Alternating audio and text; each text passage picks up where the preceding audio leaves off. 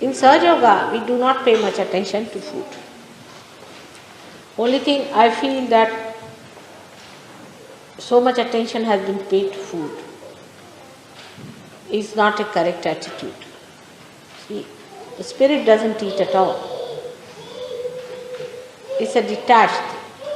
Atma is beyond. Now when we try to say that if we eat this kind of food, Atma will be happy, that kind of Atma will be happy, is not true. For example, we say vegetarianism, which is a very common problem with people. You'll be amazed, all the false gurus are vegetarians, one by one. Mahesh Yogi, Rajneesh. Rajneesh is a great vegetarian. He doesn't even eat garlic and onions. This Mahesh Yogi's disciples, if you show them a garlic, they'll jump 100 times. They are afraid of the garlic. Can you imagine? But I don't say that you eat meat. That's not the point. But those people, whatever they require, they should eat. But don't eat meats of animals which are bigger than you. Now what happens? How the evolution in the animals take place? Nobody has put attention to that. Supposing there are many chickens, you say, I'm not going to give realization to chickens, am I? Or to bugs, am I going to give realization, or to mosquitoes? So our attention is on these, not on the higher level of life. When we think of food, that we must save chickens. Actually nothing dies. As Krishna himself has said, nothing dies. Alright? And that's how some people denied Krishna, because he had a samhara shakti, he used to kill. And killing is so important in evolution. Otherwise, if you don't kill these Rakshasas, are you going to adore them? What are you to do with them? They are to be killed, they are to be thrown out. In the evolutionary process also, so many things have to die out for the real thing to come up.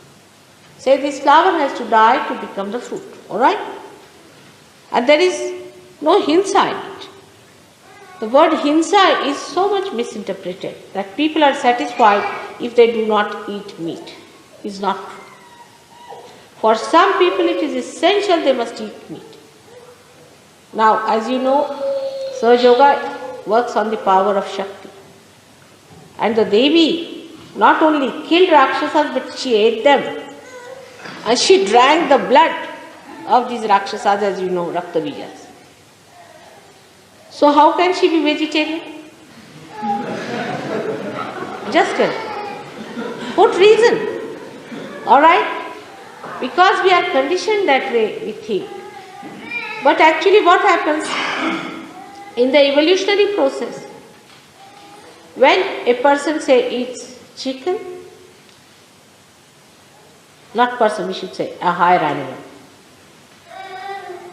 eats a lower animal, then it passes through the circle and achieves a higher life.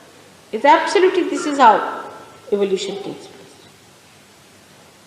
Of course, we can give realization to human beings, so we need not worry about that. That's a different point. But if you eat chicken, you definitely give it a higher life. But not the animals which are bigger than smaller animals. If you eat, it's not going to be harmed by that, no doubt. But you may be harmed. For example, if you eat mosquitoes, you will be harmed. Now, in countries where there is not even any vegetable or anything, they have not seen green leaves, like Greenland. Now, the name is Greenland, they have never seen green color. Are they sinners that they can't live without eating meat? How can God be so partial? There are many countries where they cannot live without eating meat. So, there must be some reason, alright? So, reason it out. If you eat vegetables, alright. If you want to eat meat, it's alright. But again, for a Sahajogi, what we decide is not on what you like, but what is good for you. For example, for Western people, it is better that they don't eat much meat now, because I think they and their fathers have eaten all that. Eat less. They should have more carbohydrates, while vegetarians should take more proteins. If they do not like meat, they should take to other proteins, because proteins are very important. If you do not take proteins in life, people suffer. In Sahaja Yoga, we find such people have trouble from left navi. I have seen in India many people who are strict vegetarians have a problem of left navi. So we told them, all right, you can eat proteins. There are so many proteins you can eat. If you don't like to eat meat from childhood, you have not eaten, you don't feel like eating, all right, forget it. Eat some. We have to be wise. We have to be open. We are not to be bound by our conditioning from childhood. This we must understand. That vegetarianism is not going to take you to God, neither non-vegetarianism. Because the spirit is neither a vegetarian nor a non-vegetarian. It is a detached thing, it's above food. But whatever you need for your body is important. If you need protein, eat protein. If you don't eat protein, don't eat protein. But then eat something which you need. So, it is not that one has to understand it in a way that we understand as a chicken and vegetables, but we must understand in the way a doctor understands the protein and carbohydrates. Alright? Whatever you like, you can eat. There's no, in Sahaja Yoga, there's no such a compulsion. So many saints used to eat meat. So many saints. Guru Nanaka, Kabira, Muhammad Sahib, Christ, Rama himself, Krishna himself. All of them ate meat. Even Buddha ate meat.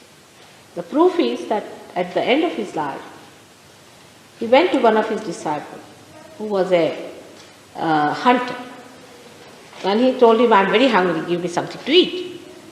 So he said, sir, I have nothing else but a wild boar which I have killed very recently and it is not yet fully cooked. So he said, all right, doesn't matter, I'll have it. And he ate it and he died because of that half-cooked wild boar. And he died with that. So now Buddhists think that we should not eat meat. It's not so. Because he ate something that was half-cooked. That means he did eat, isn't it? Even Jains know that it's only Neminath who got a kind of a feeling against meat eating. That was Neminath was at the time of his contemporary of Sri Krishna. When his marriage was celebrated, he found many birds were killed and he felt terrible about it. And he didn't want to eat any meat. It was all right. It's all right. If you don't feel like, don't eat it. But then a cult started. But that means till Neminath, means Jainis are ancient people. Till Neminath, they were eating meat, is a fact. So, to get attached to some idea is not the way you are doing it. If you don't want to eat, just don't eat. And if somebody has to eat it because of health purposes or because of the need, there's nothing wrong. Everybody has a different need. Every individual has a different. That's the point. It's no question of meat or anything, but it is a question of eating proteins or carbohydrates. We have to be wise about it. And all such cults, you see, that you eat this, you eat that, is not. There is no cult in surgery. Every individual has a different personality, but the common thing is one, and that is the spirit. But, for example, drinking, we abhor. But after realization, before that I don't talk of drinking. Because it goes against your Chaitana, against your awareness. So one has to look after the awareness. So much time has been wasted in people in deciding what to eat, what not to eat, what have they achieved, nothing. This kind of thing, to believe that such food will make us great, will be false. So you don't decide on that. You decide on proteins and carbohydrates. Whatever good for your health, you should do. Those who eat too much of vegetarian food are liable to certain type of diseases, and those who eat too much of non-veg are liable to some. Those who eat vegetarian food can get leukoderma very easily, can get leukemia very easily. Certain types of cancers they can get very easily. Those who are non-vegetarians can get another kind of diseases. There are numerous diseases they can get.